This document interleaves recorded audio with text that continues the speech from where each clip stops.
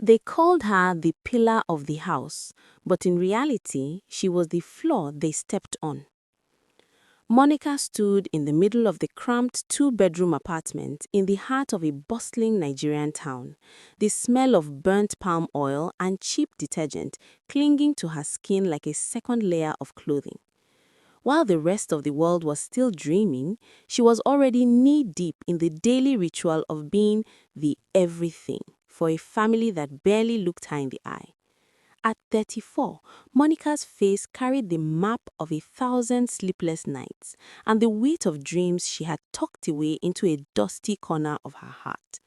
She was the first daughter, the one who dropped out of the university during her second year because her father's pension vanished and her mother's petty trade couldn't carry 3 children through school.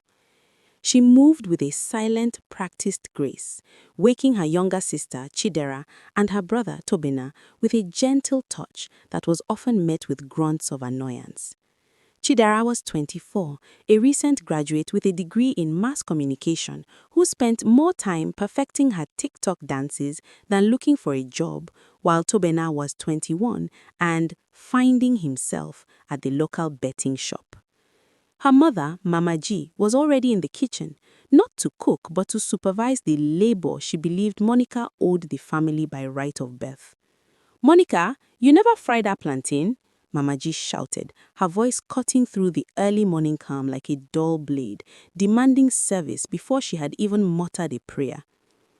Monica wiped the sweat from her brow with the edge of her wrapper, her mind racing with the list of things she needed to accomplish before the tailor shop opened at 8 a.m. She had to ensure the house was spotless, the breakfast was served, and the younger ones had their pocket money. Money she had earned by staying up until 2 a.m., finishing a lace gown for a difficult customer. She didn't complain, not because she was weak, but because she had been conditioned to believe that her worth was tied to her usefulness to others. She watched Chidera walk past her into the bathroom, complaining about the lack of designer soap, completely oblivious to the fact that Monica had skipped lunch the day before just to buy that very soap.